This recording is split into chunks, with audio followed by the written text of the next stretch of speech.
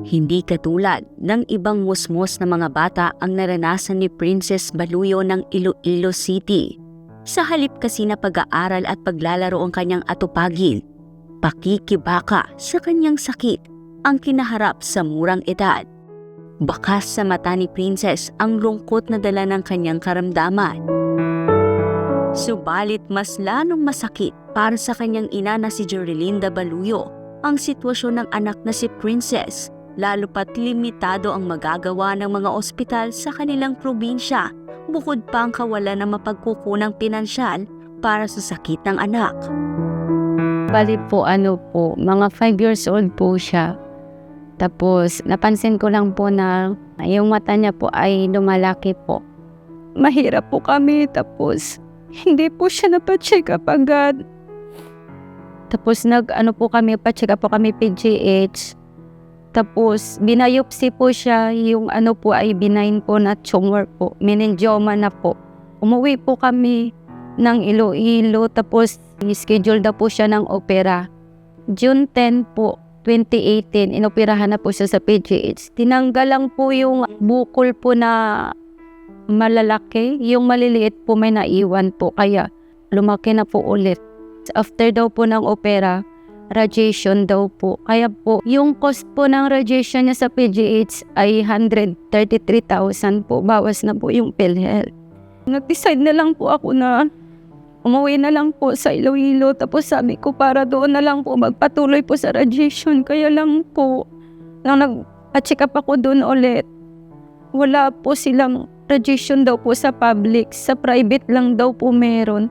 Mahal daw po pag sa private, kaya hindi ko na po siya na-radiation, kaya lumaki lalo. Nung elementary po siya, binubuli daw po siya doon sa amin, kaya yun po, na lang po ako na sabi ko, sana po meron pong makapansin po sa kalagayan niya na matulungan po siya, kasi masakit din po sa kalooban namin na tinatanong po kami niya na kung kailan daw po siya namin ipagamot. Masakit po sa araw-araw po siya naming makikita na ganyan po yung kalagayan niya. Hindi po siya normal, hindi po siya makapaglaro sa kapwa niya. Bata po kasi may kapansanan po siya. Tapos wala po siyang maraming kaibigan. Hindi po siya bihirang lumalabas kasi nahihiya po siya. Pag nagpicture nga po siya sa cellphone, tinatakpan niya po ng buhok niya po yung mata niya po para hindi po makita. Pangarap ko po na maging normal na po siya, tapos na makapagtapos po siya. Kasi pangarap niya rin po na makapagtapos po at saka po maging normal na po siya sa katulad po sa ibang bata po.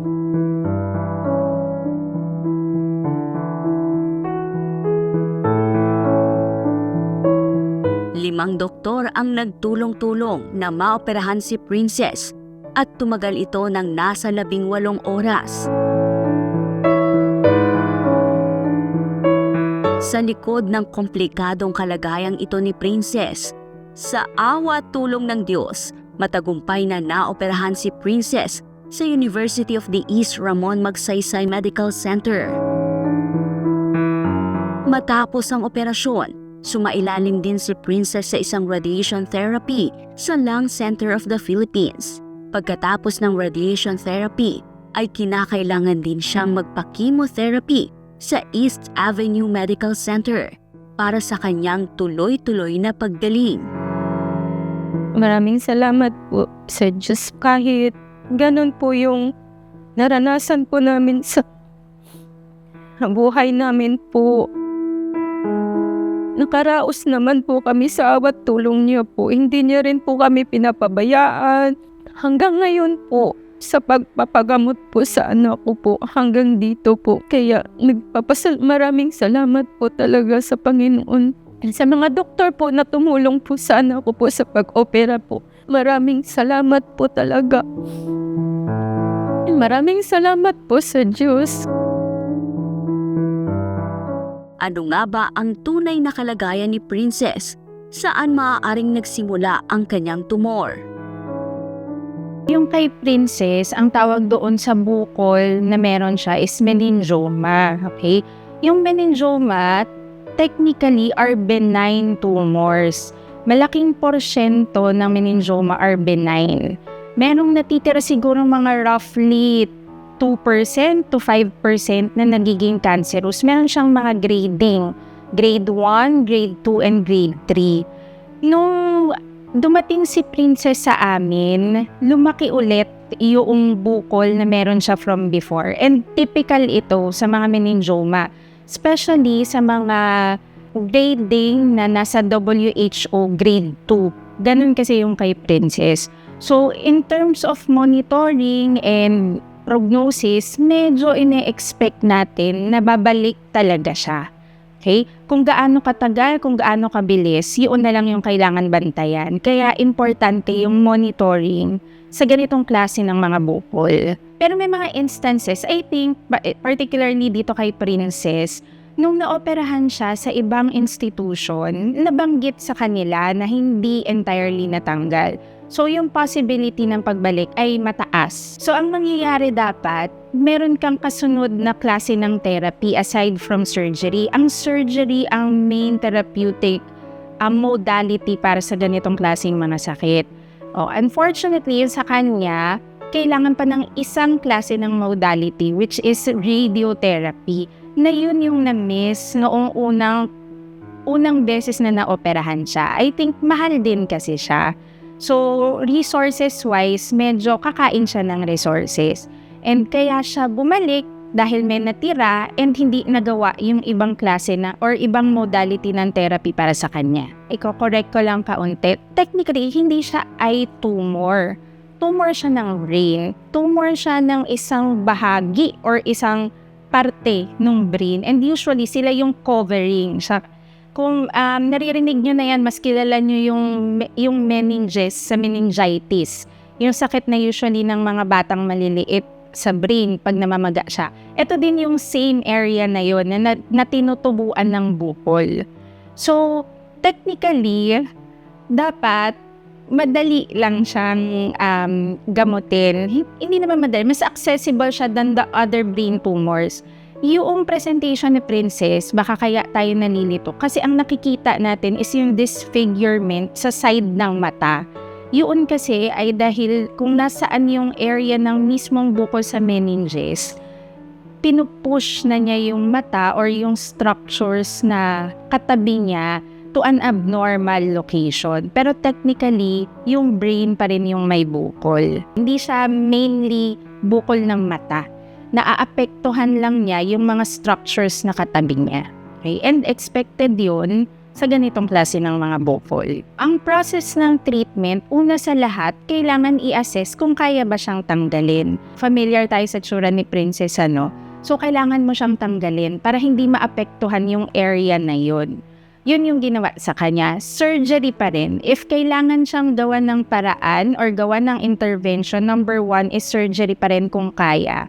Number 2 is radiotherapy. And number 3, ang chemotherapy. But chemotherapies are usually reserved for huling-huli yan para sa mga bukol na makaklasify as malignant or yung mga magkaklasify under WHO grade 3 tumors ng meningioma. So, dumaan si Princess sa tamang pagbigay ng intervention sa kanya talaga. It is just unfortunate, nakakalungkot lang na yung tipo ng bukol niya is lumalaki ulit ng paulit-ulit and kailangan ulit gawa ng intervention. Ang kagandahan ngayon na ibigay yung radiotherapy. So, on our side, binabantayan namin siya ngayon. Halos every month, ang requirement namin na makita namin siya to check her physically, kung kamusta siya, meron bang mga bagong symptoms na nagde-develop. And ang plano namin sa kanya is at least every 3 months muna yung imaging.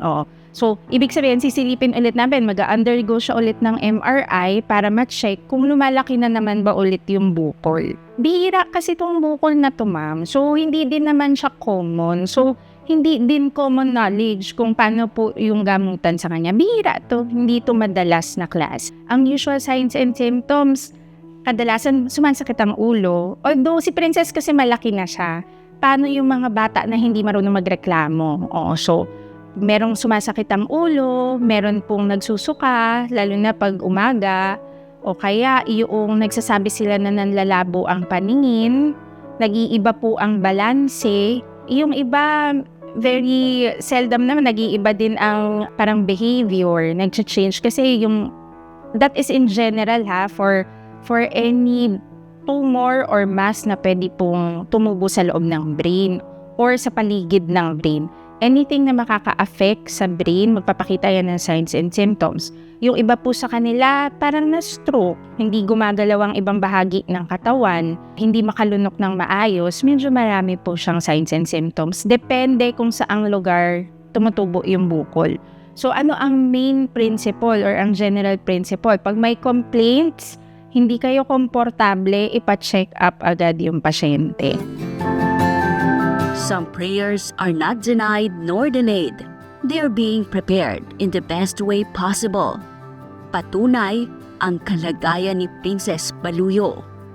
Sa lahat ng mga batang nakikipagbakas sa kanilang karamdaman, may awa ang Diyos dahil ang langit ay para sa inyo.